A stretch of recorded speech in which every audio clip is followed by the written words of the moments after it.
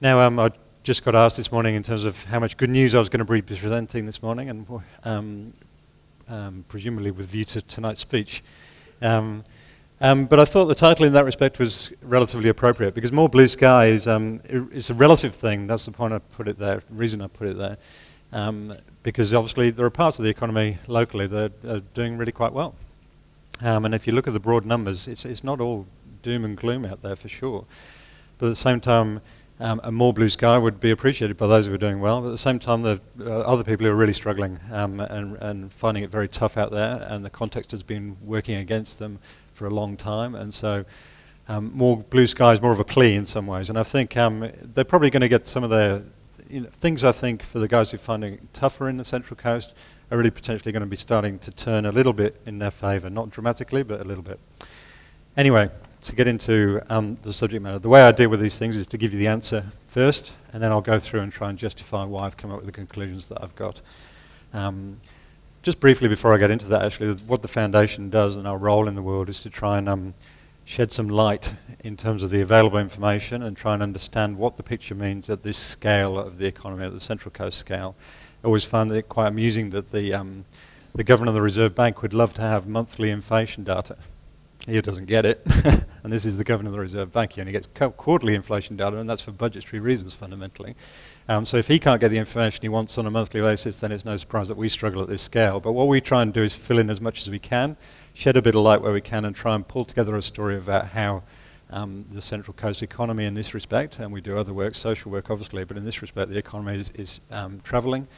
Now the way that we've pieced it together may not be exactly how you see the world, but what we try and do is present a kind of argument as how we see it fitting together and where we see it going, and you can make your own mind up about which bits you agree with and disagree with. But hopefully it sheds a bit of light and informs you. That's the objective. So the conclusion, fundamentally I think over the last 5-8 years the policy direction has been really unsupportive for the Central Coast. It's been a hard world, and I think we've got some numbers to support that. I think the GFC was a bit of an exception. It made it hard, but all the stimulus that we got out of the GFC was really to the advantage of this region, and we saw it come through and support this region in a very big way. But then when that's withdrawn, obviously it's gone back to that previous context, and it's been a tough road for a lot of the local economy in that, because of that. But I think that because we're seeing the anticipated resources cycle peak coming a little bit earlier and a little bit lower than we anticipated, what we're seeing is the policy focus shifting. And I think that policy focus, which has been against the Central Coast's advantages before now, is shifting and orientating a little bit more towards what will be advantageous for the region. So the policy target there is really to try and boost various sectors across the macroeconomy, and some of those sectors are more prevalent in this part of the world fundamentally. And when you start getting into look into the detail of those, though, housing is one of the things they're fundamentally targeting. So, but you look at the detail of what's going on in the Central Coast economy, it doesn't suggest to me it's going to turn around overnight. It's going to pick up, and it will pick up over time as long as that policy is supported and driven through, but there are fundamental reasons why it isn't going to transform overnight. You look at other construction, it's likewise. They're going to look to try and bolster that a little bit because it's been low, but we've got some fundamentals working against it in respect to this case, the deleveraging of debt that's still going on and the constraints that puts on the banks, etc. And from the consumption side of things, household income will rise, but at the same time we've got these structural stories going on where things are going online, people are spending their money overseas, etc. And so whilst that will provide more money into the local economy and it will flow into the retail shops and consumer services locally, that structural context isn't going to change in terms of the distribution of the expenditure. So those are good news stories, but they're qualified good news stories, I think. Our second speaker, the key speaker, Chris, will have the challenge of telling you where the dollar's going. Good luck to him with that one. But we'll probably suggest that it's probably going to go a bit lower, but is it going to go dramatically lower to change the context fundamentally for those that are really in the trade-exposed industries that are really struggling at the moment? And then the medium-term context, the punchline of that is really, resources, whilst we've had this huge wave come through, it is a structural change in the economy that is fundamentally going to remain.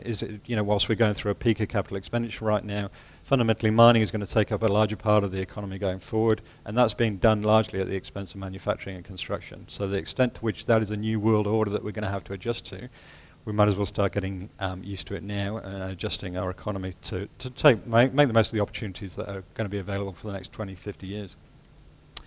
So, The structure of the presentation, I'll briefly touch on the macro context. I'll leave most of that for Chris, but there is fundamentally, when it comes down to it, we're floating on the tide of what happens locally, in a broader context, nationally and internationally.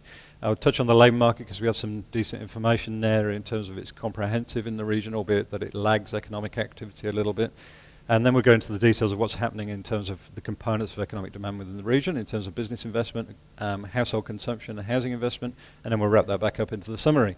So the macro context, I just want to touch on a couple of things here because you can't really understand what's going on within the region if you don't understand the key things that are shaping it from the outside. And the Central Coast is no different to most regions. You can say the same for the Hunter or fundamentally, central Queensland, wherever you wanted to pick. It doesn't mean to say that you don't have control. You can try and direct yourself in certain areas and try and make the most of opportunities that come and resist and manage the challenges that you're faced. At the same time, it's really have to be conscious of which way the tide is going because it's going to keep going in that direction. So the major external influences that I think are still worth noting are domestic debt deleveraging. You can't get away from this one. That's fundamentally the story that we've got here in terms of this. I've put up household savings ratio here. This is the proportion of I won't go into the technical details of how it's derived. Fundamentally, it's a respect of a measure of how much money households are putting aside in saving rather than spending. As you can see here, we went through, we started saving less, spending more, spending more, spending more. We were actually spending more than we were earning through here, and this is basically the housing boom that we went through. This is where we were spending money on houses. We had the speculative housing boom. That got pumped into the shops as well. People were spending money left, right and centre, and we were all having a fabulous time off the back of that. Then we had the global financial crisis. Everybody thought maybe it's not such a good idea to have so much debt, and since then we've been saving, and we're still saving. And that sort of held at that kind of level for a moment. And fundamentally, that you can apply that to the corporate world or various other areas as well. And that flows through in terms of, I'll touch on it as we're going through, in terms of how that shapes the behaviour on the Central Coast. The other one, of course, is the evolving resources context. So the resources boom has been what's been shaping the national economy over the past 8 years now, I guess, 9 years. Since 2004, it really started kicking in, I guess. Now that affects us directly in terms of employment. But more importantly, probably for this region, is indirectly in terms of the effect through the terms of trade, which means that we're getting more money for the things that we sell overseas, but the plasma screens and everything we import, our cars, are so much cheaper because of the dollar and because of other economies of scale reason globally. That means we can buy more with them. That's a major boost. But it means that the dollar has gone higher as well with the terms of trade. And so we're facing that challenge within the region. It also means that till recently, monetary policy has been much higher than a region like this needed it to be. So interest rates have been much higher and restricting growth in this part of the economy because they wanted to manage the boom and boost in the other side of the economy. That context is changing now. So we're seeing, with the sense of the capital expenditure peak related to mining and transport related to mining and all the associated infrastructure.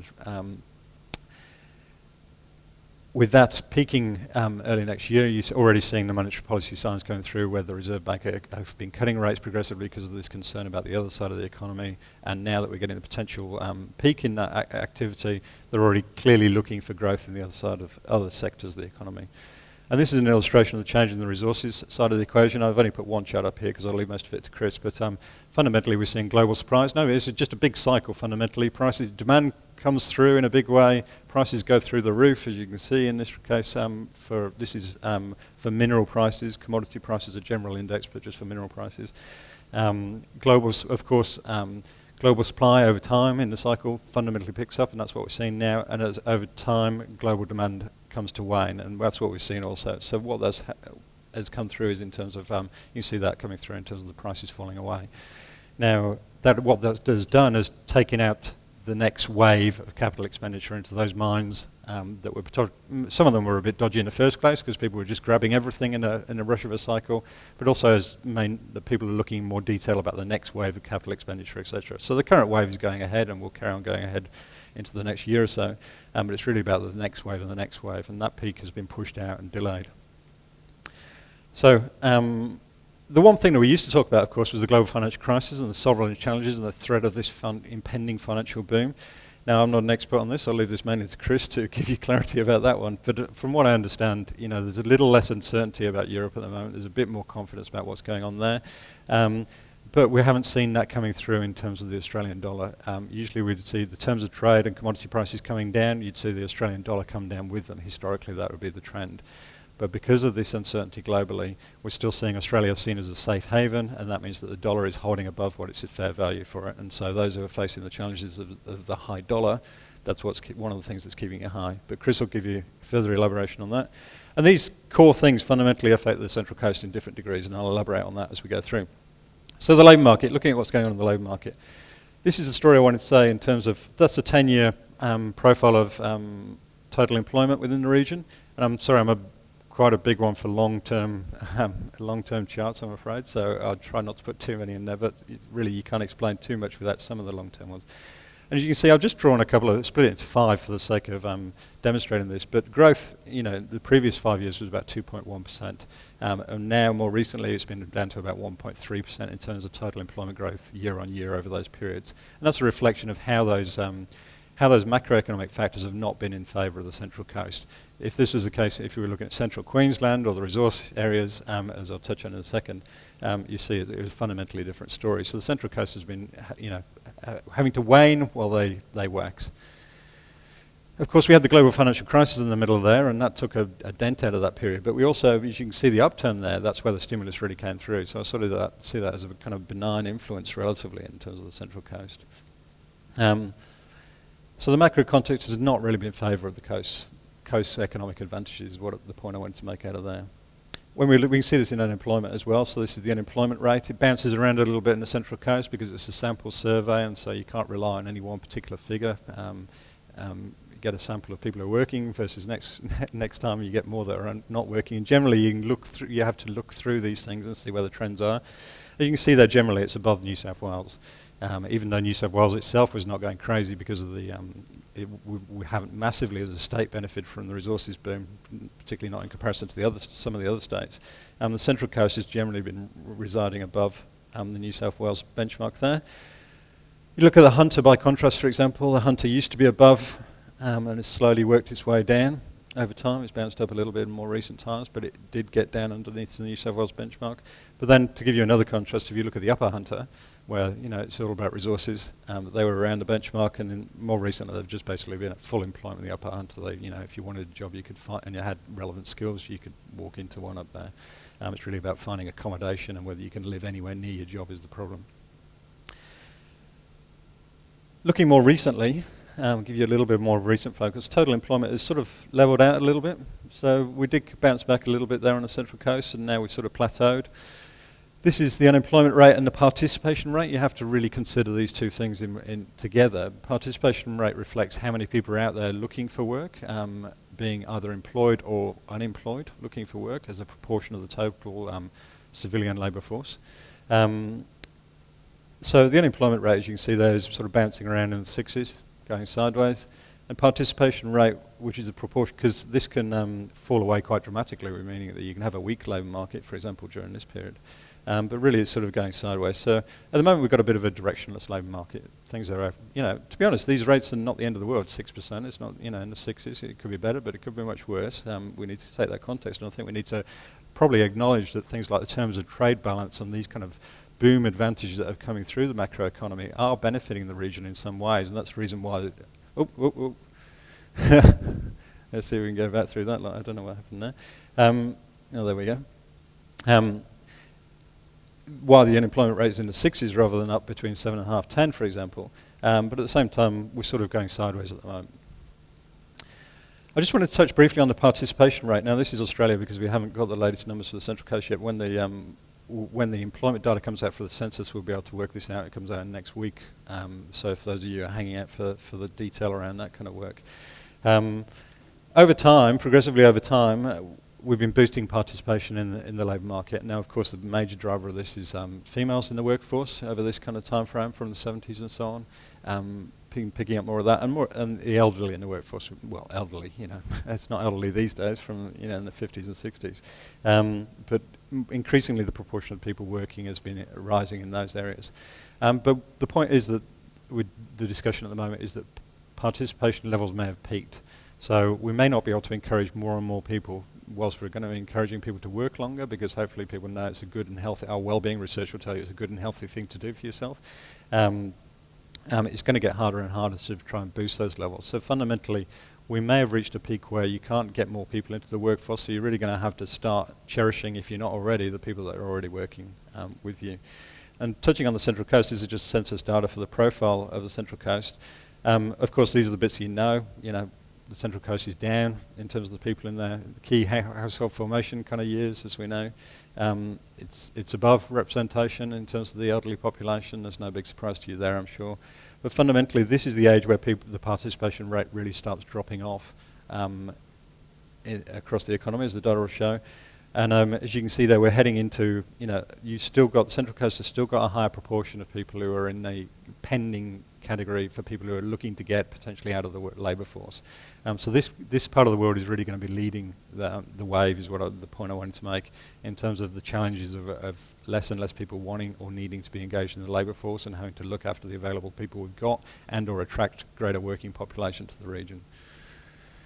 This is a map that a colleague of mine briefly presented. We won't get into it because unfortunately you can't see that detail, but fundamentally if you look at the blue areas, this is SA2s out of the census, and this gives you a sense of the change in working population by actual number. And you see the blues are those where it's actually reducing. This is despite population growth generally in the area. You can see there are parts of the Central Coast now where the working population in certain areas is actually declining. You see there are some where it's kicking on really quite strongly as well. But there are areas now, and what we'll see over time is more and more of these blues popping up. I won't elaborate on that too much more. So touching on the components of the Central Coast economy and what's happening there. This is non-residential building approvals, which is a lead for capital expenditure within the region in commercial construction, retail, industrial, etc. It's weak. I mean, it's stepped up a little bit from where it was. There's a little bit of hope on the private sector side, but it's still relatively weak. You look at things like commercial vehicles, and this is a really interesting one. We use this as an illustration also of general capex and trying to get a sense of whether people are spending there. But what we saw here was people's, this was GFC stimulus, so you've got a huge pull forward here. So everybody went out and bought their utes and various requirements during this phase because of the taxation benefits. And what has happened now is we've got this huge lag off the back of that. So we're not getting stimulus from that. The question is, we're probably not getting stimulus because the same thing happened with computers, with various other pieces of equipment, etc.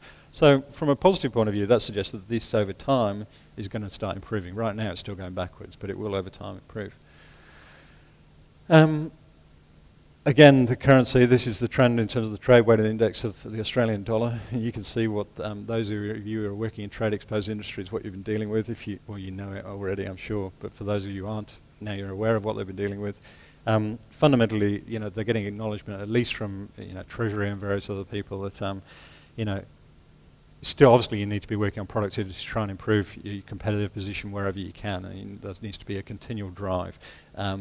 But in terms of against the currency, in some ways, there's not much some people could do. You couldn't improve productivity to that extent to which you'd address the currency. So to the extent you're directly competing against importers or you're competing in overseas markets, it makes it a very tough world. Just touching on real tourism. This is accommodation takings. We've taken inflation out of this, obviously, to try and get a sense of change over time. This is a 10-year profile. This is a really interesting one, really, because we have progressive growth over time if things are improving, and then it sort of died here. And the only reason I can really think of why it died there is, global financial crisis, savings. So basically the uncertainty came in there, and instead of people having weekenders away, etc., they said, well, let's either save that money, let's stay at home, and let's save for that holiday, we'll go overseas because the dollar's so good. So the combination of these things, it's not the end of the world. We're seeing a little bit of life there in terms of real estate, accommodation takings, but it's still, not as good as it was in terms of the growth, and that, I believe those are some of the reasons. So looking at our data for the survey of business communities' expectations for the Central Coast economy, their outlook, how confident they are in the economic outlook of the Central Coast economy. As you can see, we've been on a continual slide since this is the GFC stimulus, this is the global financial crisis, this is a stimulus, oh thank God it's not the end of the world, oh it's not as good as I thought it was, and it's just been waning away since that period. Latest data shows a little bit of life, a little bit of good news for you there. In respect to, I think this fundamentally shows some of those policy things where people have been talking about shifting things. They've been cutting interest rates for a while now, over a year now they've been cutting interest rates. Not all of it, of course, has been passed on because the banks have kept about 2/3 of it. Or 2/3 of it, I should say, has been passed on. About 1/3 has been kept by the banks in terms of their margins. But I think that message is slowly coming through to the business community in terms of things are shifting in favour of the Central Coast community, and hopefully we'll see this kick on. We'll see next 6 months' time whether that is sustained or not. I suspect it will be. One of the things I briefly wanted to touch on, because so many parts of the economy here are population-based industry, be they consumption-related or housing-based related, and you can talk about the fringe of Western Sydney in this respect as well. Not everything, of course, we've got a manufacturing base and so on, but when you're talking about those kind of industries, consumer services, housing, retail, etc., fundamentally the population story is a core tide that affects how you're going to travel. I just want to touch on net interstate migration, which doesn't always get raised. This is a chapter 30 chart up here, just to confuse you a little bit more. But this is when Queensland was going crazy in the late 80s. Victorians were all leaving Victoria and taking AFL to Queensland. New South Wales taking rugby league to Queensland. And this is when they went nuts. This is when everybody stopped going to Queensland. They had a massive housing boom, oversupply for about 8 years there. I'm not sure if you remember in the mid-90s. And since then, Victoria's sort of been flatlining in this respect. WA, as you can see, has been picking up slightly off the back of the resources sector. Queensland has been picking up slightly off the back of the resources sector. New South Wales, which is the one I want to focus on, obviously, is always a net loser of interstate migration. So this is a balance of people who are leaving the state versus those who are coming to live in the state.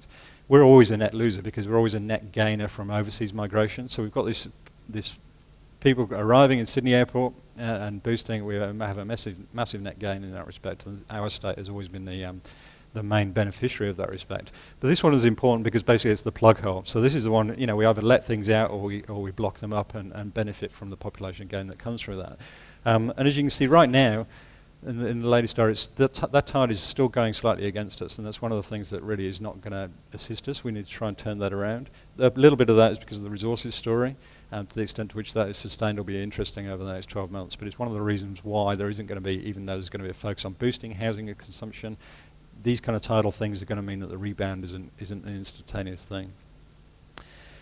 So touching on housing investment, when I talk about housing investment, I'm talking about it from an economic point of view, so anything from paint to plumbers to construction to everything across the board, not just landlords and tenants kind of housing investment.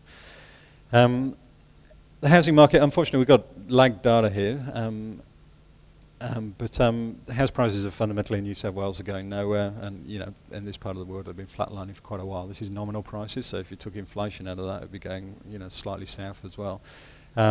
Very soft housing market, and it's not just prices data though. We know, for example, one of the property research companies put out a piece of research last couple of weeks that said had a look at the decline in asking prices in various properties around nationally, and of the top 10, 5 of them were on the Central Coast. Now that can be a negative story or a good story depending on how you see it. And negatively, obviously, people's expectations are not being met and they're having to slash their asking prices really quite fundamentally.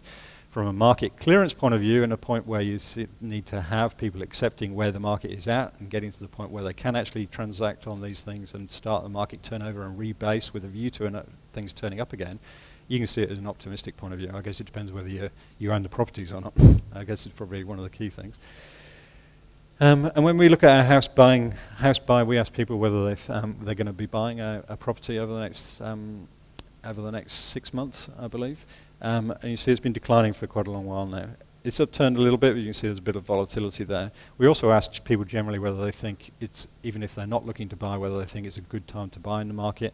And that number is about over 50%, but it's sort of flatlining at the moment. They're sort of neither here nor there. They don't think it's the end of the world in terms of it's a good time to buy, but at the same time, they're not convinced and it's not really picking up.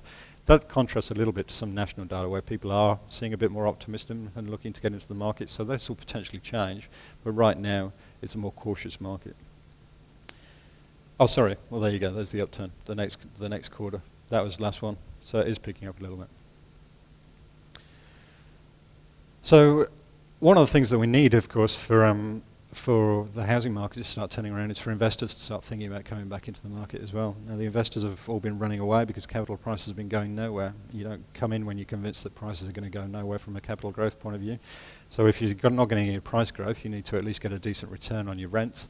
But the problem with that is that yields, because of the boom that we had, are still relatively low.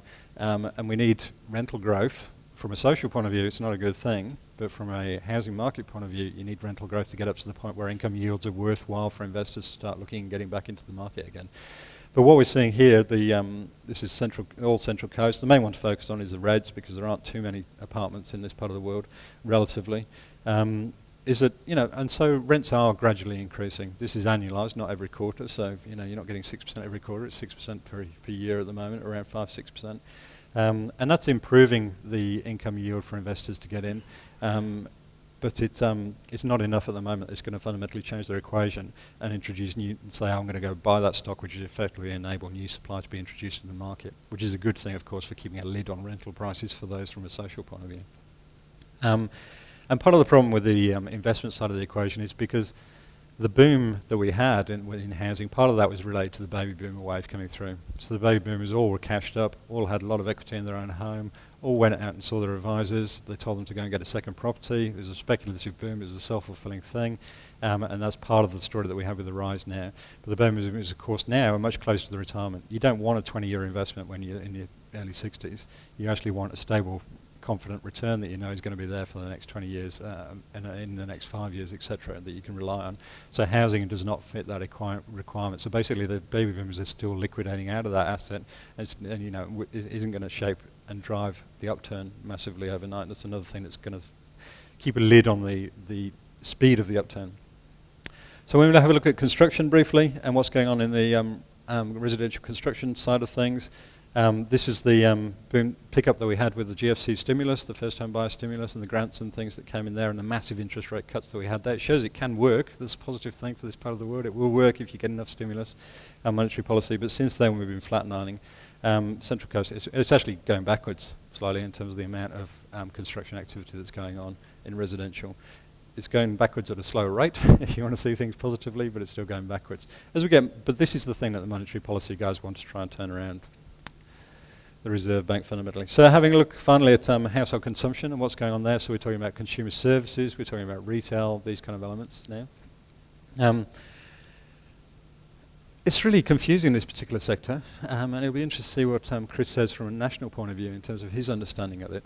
But in some respects, things are booming. If you look at passenger vehicles in this part of the world, this is a record number. People have got money to go out there and buy cars, and they're buying cars.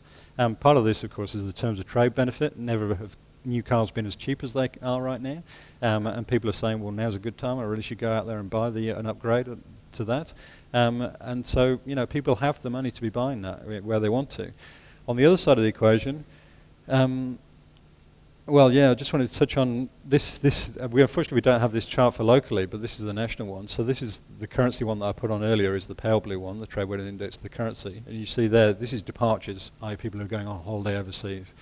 So Hawaii, I was overseas recently. You couldn't turn around for Australians. There were Australians in, you turn around in New York, you step on an Australian, basically. So, of course, all that money is other money that's going into the travel itself and the accommodation, but they're also taking that expenditure with them and spending it overseas, and that, of course, is stealing expenditure from the local economy.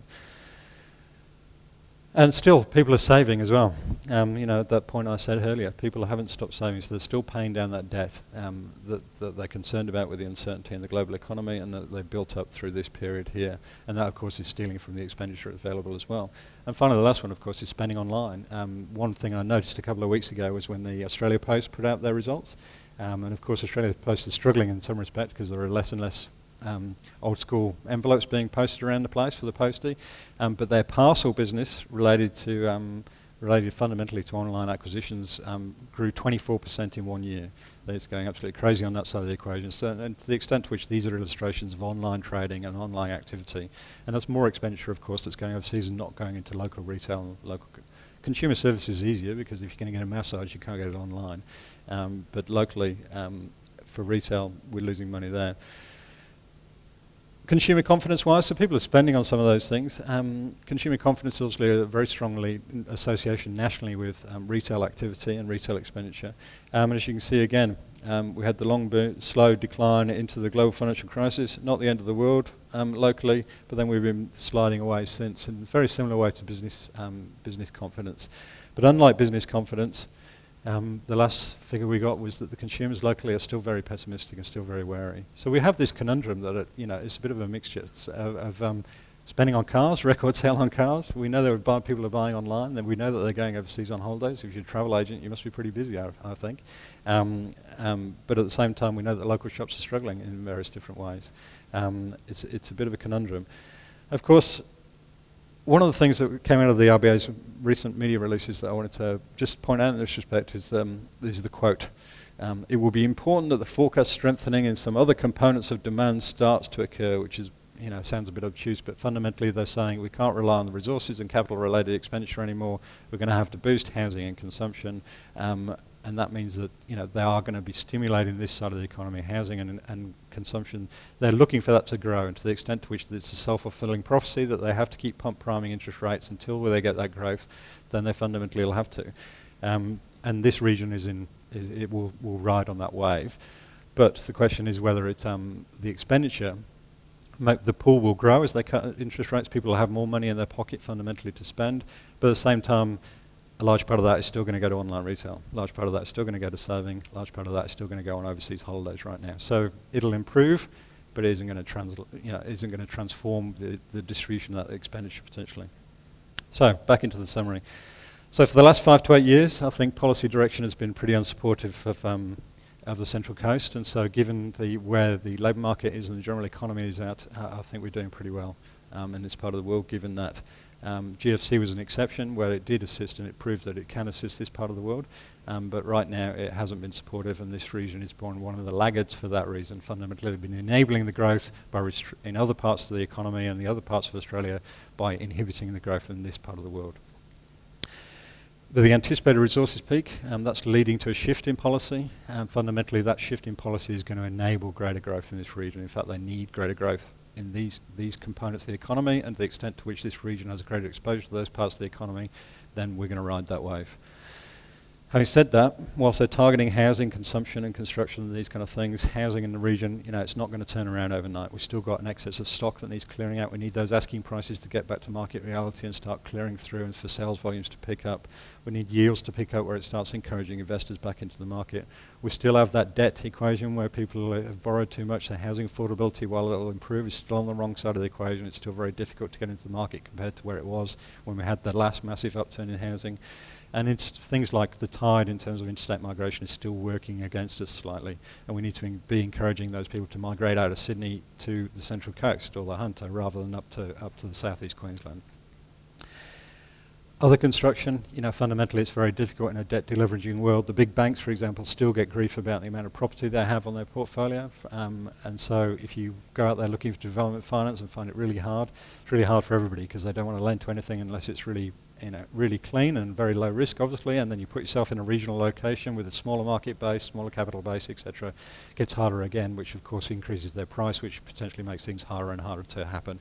Doesn't mean to say it's not going to happen, but that context still makes it harder to happen overnight. And consumption, as I was saying, household income will rise, obviously, with interest rate cuts, but it may not change that distribution. So whilst it will assist retail, people will still be buying overseas, they'll still be buying online and so on, and they'll still be paying off that debt.